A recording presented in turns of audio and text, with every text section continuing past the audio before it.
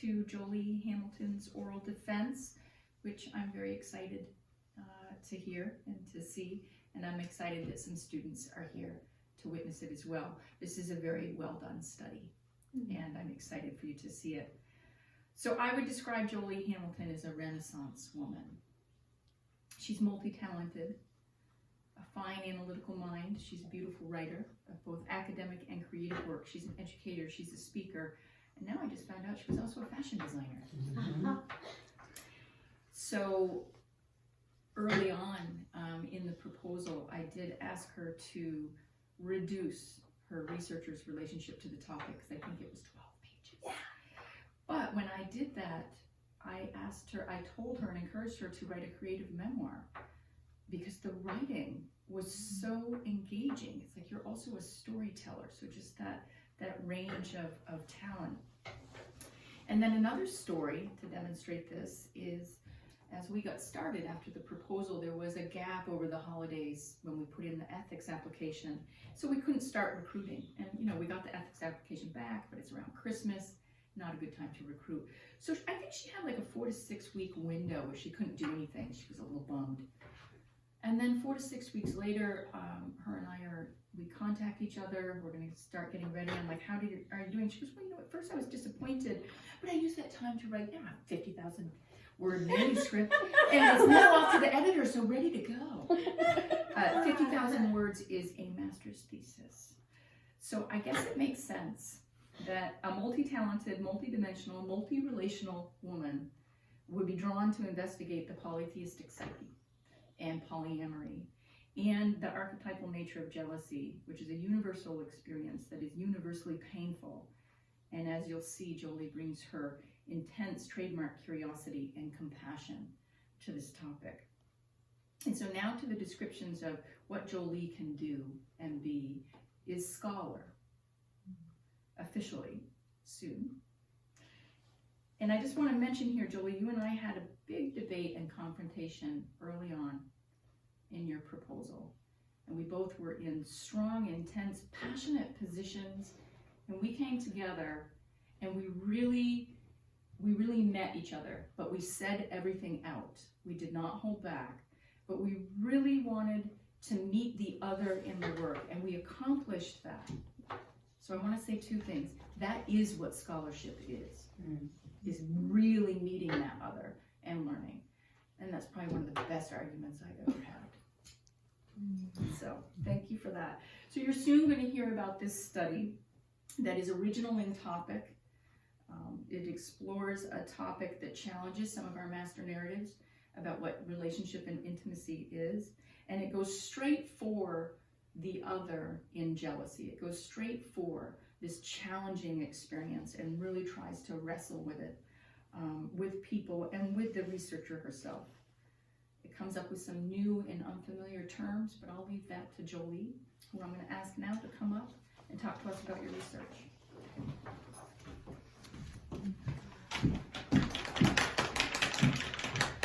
First, thank you all for being here, but thank you, Keston. I agree. I think that was one of my favorite arguments ever. And it didn't just challenge my idea, it challenged my life. It challenged me to get clearer about what I was doing in my own life. So you couldn't ask for better. You do. Fantastic.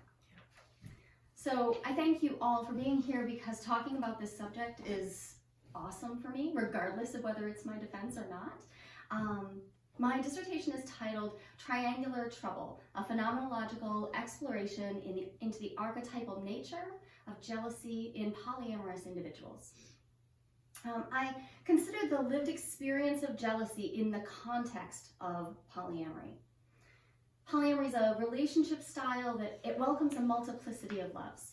And because it centers on honesty and consent, it's considered a form of ethical non-monogamy. There are other types of non-monogamy that wouldn't be considered ethical. Jealousy, though, the other piece of my topic, well, that's a common human experience, as Keston said. It's a complex emotion, and this has been laid out by many researchers before me. It's made of other emotions. It's made of more primal emotions like anger and sadness and grief and fear. And additionally, jealousy resides in this shadowy place where we can feel shame just for experiencing it.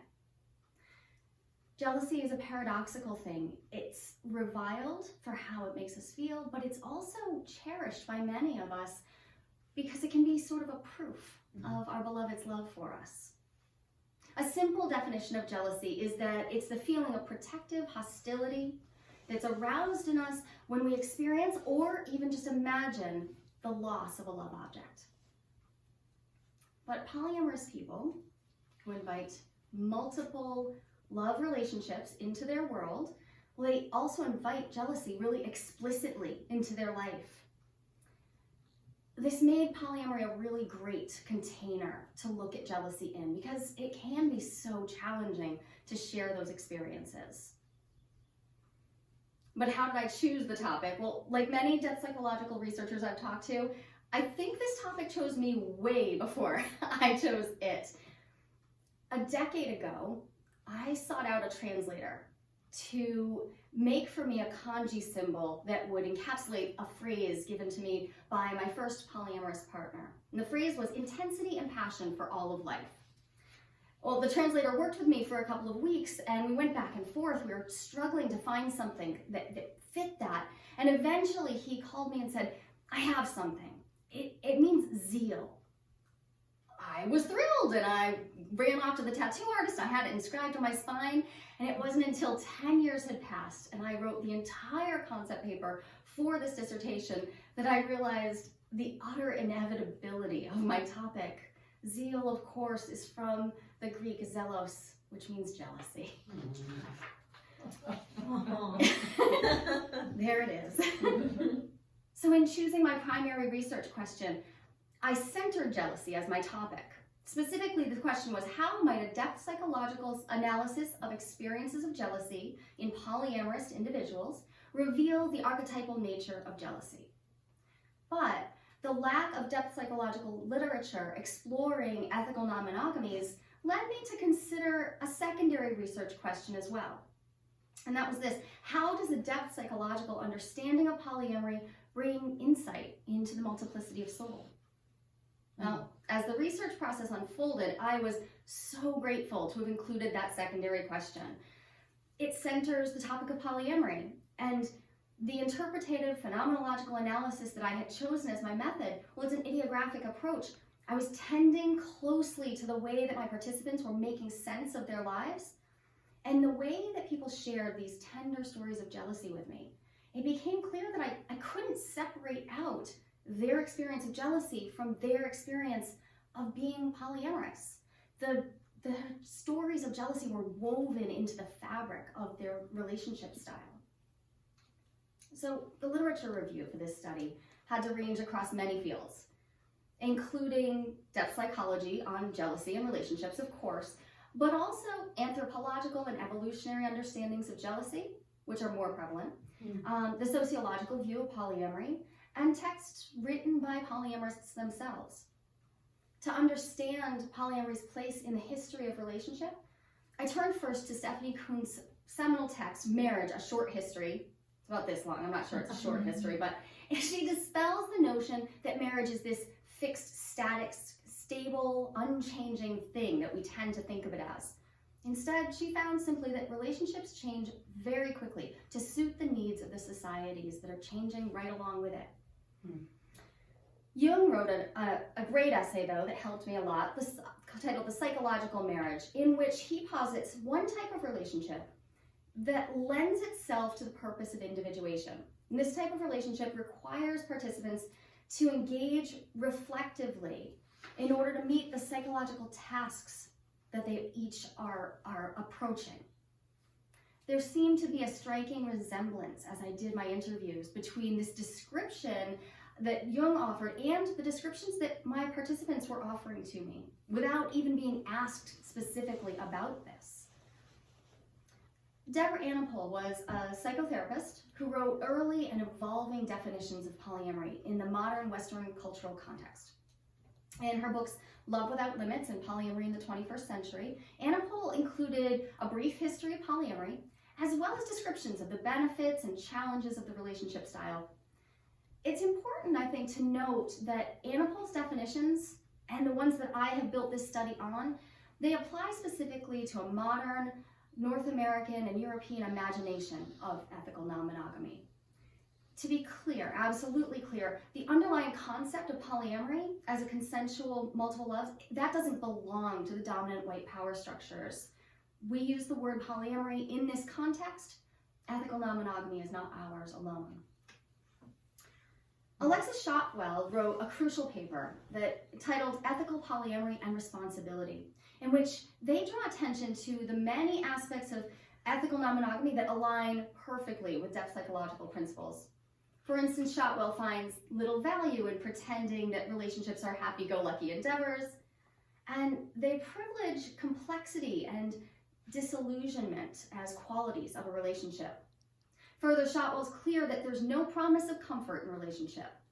And in this way, anthropologist Shotwell echoes Jungian Adolf Guggenbo-Craig's treatment of love in his book titled Marriage is Dead, Long Live Marriage. This interplay between various fields was fascinating, and something I didn't expect to find when I set out. And of course, if we're going to look at jealousy, we have to go back to Freud. Freud's words on jealousy are clear and succinct. He said of jealousy that its absence would suggest severe repression, and thus jealousy would play a great role in one's unconscious attitudes. Freudian scholar Melanie Klein, building on that work, differentiated jealousy from envy, and this was super important. In order for me to complete this study, I needed to tease apart the feeling of jealousy, which has to do with three people, love of a whole person, versus envy, which is a dyadic experience, which has to do with one other person or possibly one other object. Klein found jealousy was rooted in the love of that whole person, and thus it was potentially actually a sign of successfully navigating the Oedipus complex, a maturing in our ability to relate to others. Jealousy sure doesn't feel like a maturing when it's happening to us. So then I moved to Jung, and Jung's contribution to the literature on jealousy is confusingly modest, to say the least. As a psychologist who was committed to the exploration of shadow, jealousy would have seemed a perfect fit for Jung's insights. So the contradiction of the well-documented extramarital partner that he had with his words that were clearly against the ideas of starter marriage and non-monogamies that were burgeoning in the early 20th century, it made me feel that jealousy's relative absence in Jung's work was telling in its own way. James Hillman wrote, "So necessary is the triangular pattern that even where two exist only for each other, a third will be imagined." And this is where my work could really move forward. This isn't really about whether we are experiencing a triangular situation with people in an objective sort of way, but the triangulation that happens inside of us when we imagine the loss of our love object. Triangle from that moment forward became a constant companion, and this view helped me to resist the temptation to look for a jealousy cure in my work. And then in the Opus archives, I located a second set of lecture notes by Christine Downing. And this informed my approach to the research and opened me up by modeling courageously her depth psychological commitment to examining herself as a depth psychological thinker and scholar. I felt emboldened to invite myself into the work and to invite jealousy to work on me throughout the whole process. Psychiatrists White and Mullen did a survey of all of the literature on jealousy and found that there was a big gap where jealousy was concerned in the Jungian literature, because they felt the same way I did. Where was jealousy in this psychology that says it speaks to the shadows? So moving from my literature review onto my approach, I first and foremost wanted to take seriously the unconscious aspects of polyamory and jealousy by attending to affect and images and dreams that appeared while I conducted and analyzed the data. I chose the method of interpretative phenomenological analysis that was laid out by Flower, Smith, and Larkin because it would tend to these delicate stories. I received 116 surveys in response to my call for participants, far more than I ever expected to. So we crafted a way to sort some 12 people to work with. I delimited people who I expected to have professional and personal relationships with, and then I sorted people amongst the gender that they identified with into 3 groups: woman, man, and non-binary people. And then from there, I randomly selected approximately equal numbers of people and wound up with 12 interviews, 5 women, 4 men, and 3 non-binary people. They were all between the ages of 27 and 54, and their experiences of being polyamorous had lasted from 2 years to a lifetime. They all lived in the United States. One limitation, and I think it's quite significant of this study, was the imbalance of racial and socioeconomic demographics among participants.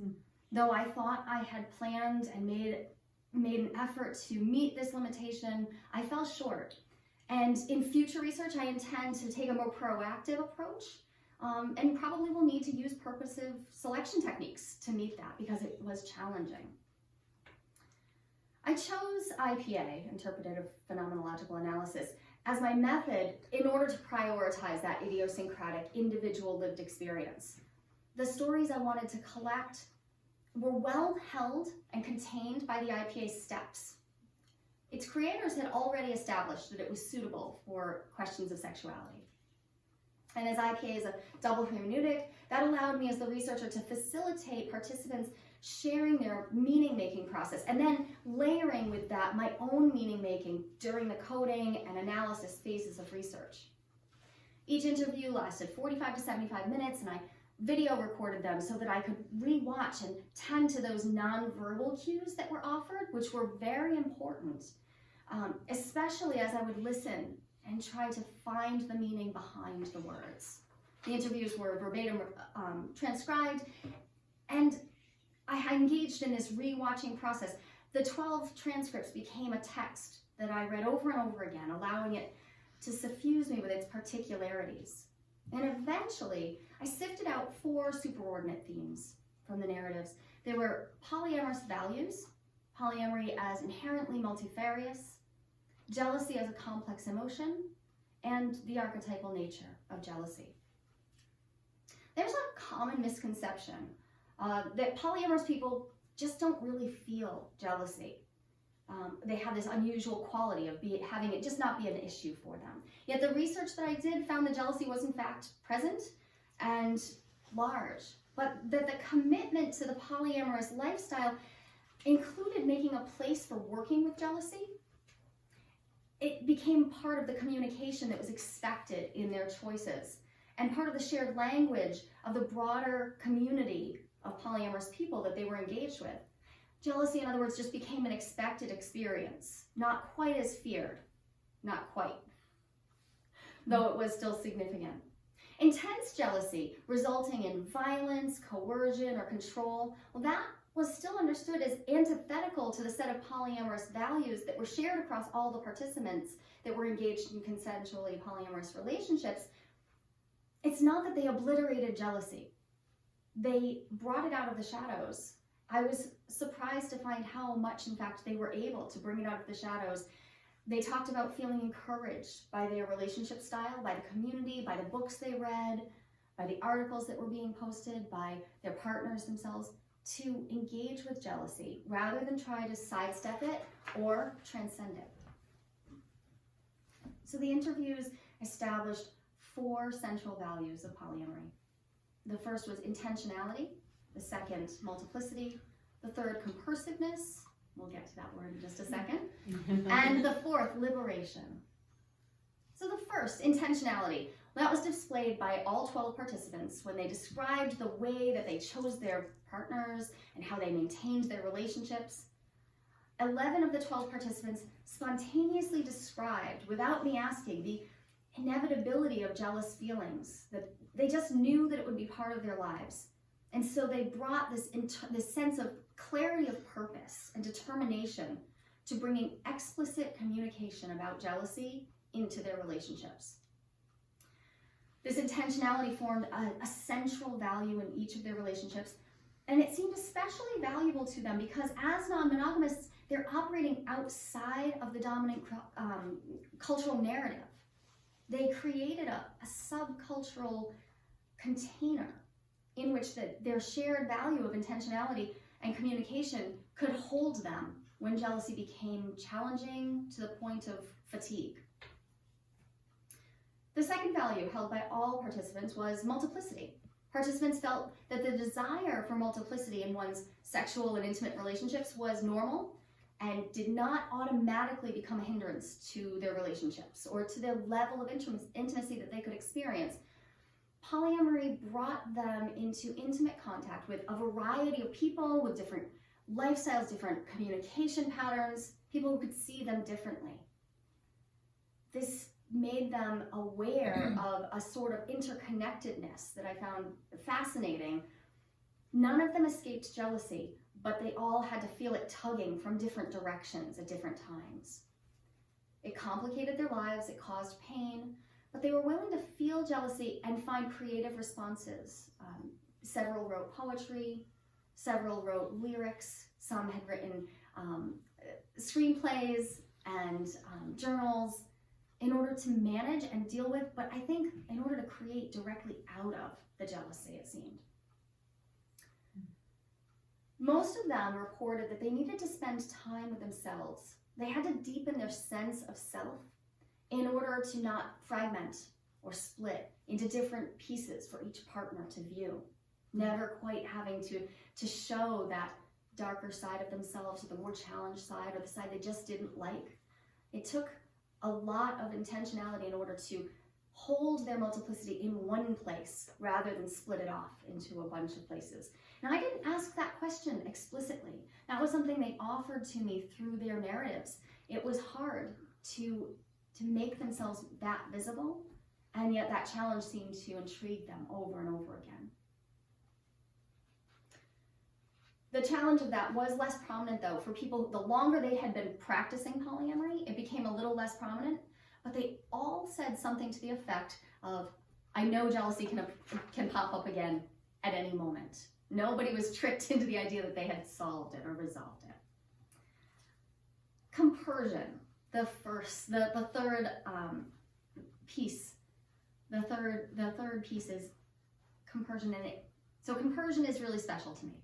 Compersion is the feeling of joy for another person's joy. The term was coined specifically by this modern polyamorous movement as a way to describe a feeling opposite to jealousy. When I looked at older research, there is in the Buddhist literature a word mudita, which comes close to, it's often translated as sympathetic joy, but the polyamorous community, it appears, knew of the concept of mudita and still wanted this other word, compersion, to denote this feeling that was specifically opposite to jealousy in the context of imagining that we're losing something that we love or feeling like our love object is being taken away from us.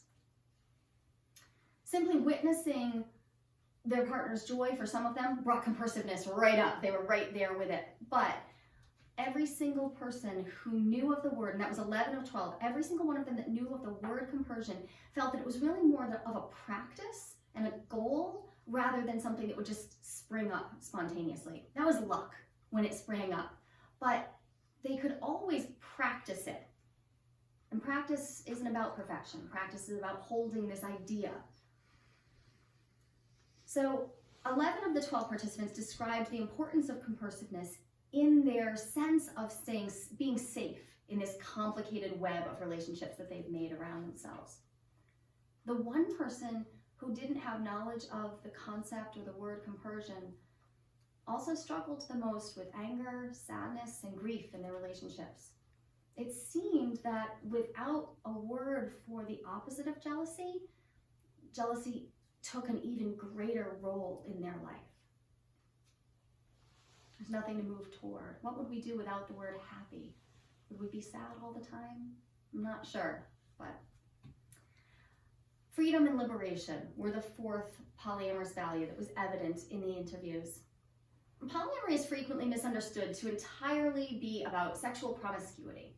The data just didn't bear this out. Instead, each participant spent far, far more time and energy on the communication and relating in all of their relationships. The calendar was far more important than the sex. Some of them described that their initial interest in polyamory did spring from a desire for novelty in their sexual life. But over time, it became clear to them that the real depth of intimacy was that they had to face their fears. They had to face being wanted and being triangulated. The complexity is what made the intimacy deeper. Only one of the participants specifically advocated polyamory for other people. The much more common feeling was that polyamory fostered liberation and a sense of freedom in their life, but that monogamy could equally attain this goal. It wasn't an either or, just like Jorge Ferrer says, it's not about this monogamy versus polyamory. It's just, I guess in the words of Hillman, which suits your soul better. A polyamorous lens can help us reimagine freedom and liberation in relationships, no matter how many sexual partners one has. Sex isn't the definitional quality of intimacy. The question of who and how we are intimate, with whom we're intimate, how we're intimate, that's the more interesting question. If we look past this monogamy versus polyamory question, what about intimacy in our friendships? What about our spiritual congregations, our play? Is it monogamy that prohibits intimacy in those arenas? And I really just don't think so. Instead, it appears that it's the monotheistic imagination, a narrow description of what intimacy is and where it is allowed. That's the bigger limitation to deepening our intimate connections, and something that we could all shift. The four values held by my participants didn't hinge on the number of sexual partners that they had. Instead, the key seemed to be that the way they would each hold and revision and enlarge their imagination of intimacy. And this took time. It took practice. It took really a lifetime for each of them. They all were aware of being on this journey into a new intimacy, a different kind of way of holding intimacy. There wasn't any evidence given that these values were limited to their polyamorous context. Instead, most of the participants spoke about how these values of intentionality, compersiveness, multiplicity, and liberation had impacted all of their relationships in all kinds of settings. They'd extended this into their families and their platonic friendships, and even their workplaces. When I chose my research questions, I was asked to defend the idea that jealousy was archetypal rather than a psychological complex. And at the time, I leaned heavily, and thankfully, on the literature of Hillman and Moore and Stein and Paris, who all wrote about archetypal jealousy. However, while I was completing this study, jealousy showed itself to me as being typical, universal, overwhelming, and potentially transformative. In other words, jealousy revealed itself as archetypal. I asked each participant to describe jealousy to me in their own words, and this was my favorite question. Each, as deep as they were in it, and knowing they were showing up for an interview on jealousy, each of them stopped and thought, wait, what is jealousy exactly? Jealousy tries to hide, it seems, even when we're trying to pull it right out. But they did all offer me their words on jealousy, and they affirmed the findings in all of the extant literature that jealousy is made up of other things. It's made up of anger and sadness and fear. One participant described jealousy as not a standalone emotion, more of, an augmentation. And another said, we have this one word, jealousy, but I think it's actually a lot of different things. Fear of loss, or the idea of ownership maybe? Feeling entitled to my partner's body or attention? None of the participants found jealousy to be comfortable or easy, but they had all found that it had generated change and sparked conversation that deepened their intimacy. Some of them hadn't really thought about that until they were talking about it, that the jealousy itself had been a catalyst for the change. either in person or online, that was essential for participants' ability to reimagine jealousy. If they were trying to take it from terrifying, because they were going to have to deal with it, into a typical aspect of being alive, they needed the community to support the idea that it was even possible. But it's not that they normalized all jealousy. Some of them shared stories of intense pathological level jealousy that inspired fear and a kind of reverence for the power that jealousy can hold. Emotional and physical violence had touched some of their lives, and that had led them to differentiate intensely destructive forms of jealousy from the everyday type that could be tended with communication and compersiveness. And that's the part that they talked more closely about, because that's the part that hit them every day. Additionally, 3 participants described an attraction to this experience of sexual jealousy. Though they were all shy to admit it, each of them had found ways to play with the intensity of jealous tension in erotic space. They were aware that they might be seen as perverse, and they crept up to this in the interviews. But when they got there, it was clear to me that they had found jealousy in the erotic space to be a generative, intimacy-deepening experience for them. And this was only 3 of the 12 participants. Still, it was 3, and their stories mirrored each other in really stunning ways. Jealousy is usually seen as an entirely negative experience. But if it's reimagined as archetypal, then everyday jealousy, that kind that we all bump up against, it might move out of the shame-filled shadow and into a position more like sadness or anger. That's to say, jealousy could be seen as not inherently negative, not inherently destructive, but an emotion that needs space and time in our lives. We have to give it some time and space in order to work it psychologically. Shoving it into the shadow robs us of jealousy's transformative potential. It's not the only thing jealousy can bring, but if it's in the shadow, it's definitely not going to. Jealousy is a fantastic compass, pointing out what we desire, what we want. But if we take it literally, we may attempt to control or own another person. There were many stories of this. The desire transforming itself into control would come up over and over again. So the participants would describe what I would call holding jealousy more tenderly, backing off from its intensity just enough so that they could ask themselves, what exactly is jealousy asking me to bring into my life?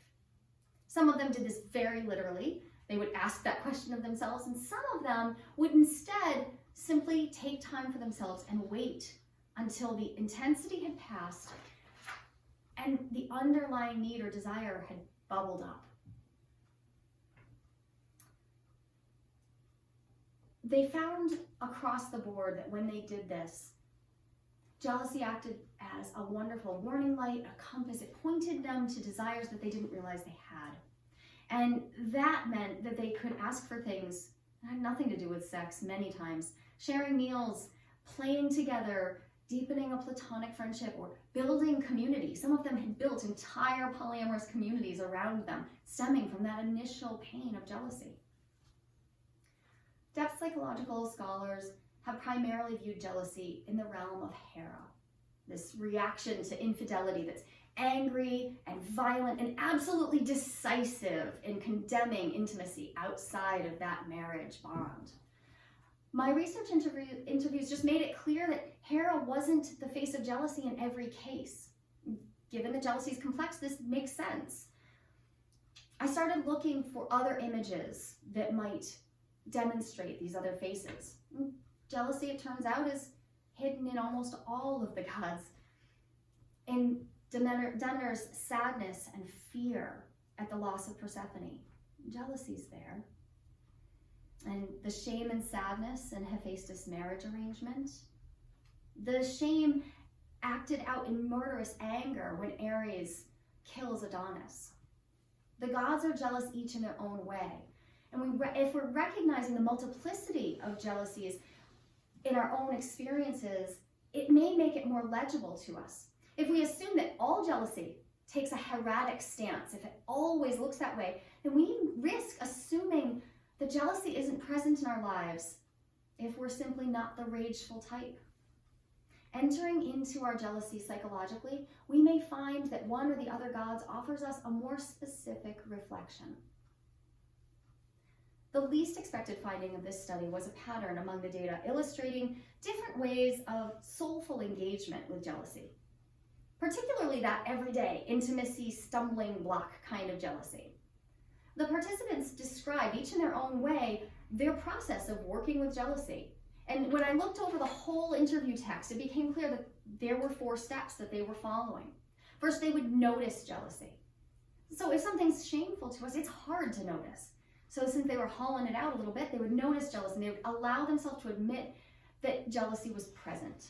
They would describe to me their somatic sensations, a clenched jaw, tightness in their chest, burning of their ears, all of these somatic clues that could help them notice, hey, jealousy has arrived, it's here. And then they would intentionally slow down. And this was reported to me over and over again. I slow down so I won't lash out. I find a way to take time to myself and figure out how big this jealous feeling is. Or one person, I check in and see if this is a me problem or a we problem. Slowing down helped participants get clearer about their experience and discern the mess of feelings that they were having that globbed all together and got called jealousy. And that led to the 3rd step. The 3rd step was where they questioned what the underlying need and desire was. This was usually described as the most satisfying part of working with jealousy because often the desire they found had been hidden away for so long they hardly recognized it. And then the 4th move in the pattern of soulful engagement was simply to be able to imagine jealousy as having a transformative potential. It won't necessarily be that, but it could be that. It takes courage to ask a partner to consider a newfound need, but many of them described how this expanded their world. They'd accessed their desire and it pointed them in new directions. And participants who had a willingness to see their jealousy as possibly transformative and not inherently shameful, they described it as having been a really key part of their relational development. These 4 moves didn't seem in any way limited to their polyamorous context. So it's my hope that simply by my writing them down, it might make the positive pole of archetypal jealousy more visible to a wider audience. In conclusion, when I stood for my oral examination, one examiner asked me if I was absolutely certain that I was willing to invite jealousy this deeply into my life. And my stomach dropped out because I knew he was right, and it was terrifying. Jealousy did indeed become louder in my life from that moment on, and it had already been plenty loud. I wouldn't change that, though, if I could. Choosing jealousy seems to have allowed me to enter more fully into this facet of life that was kicking me around anyways. Over the past 3 years, I've been gutted by the knife of jealousy again and again. It hasn't stopped hurting, but making the wound visible has rendered it beautiful. My participants and I co-created a little bit of space for jealousy and polyamory to enter into conscious view, and for their courage, I am so, so grateful. Thank you.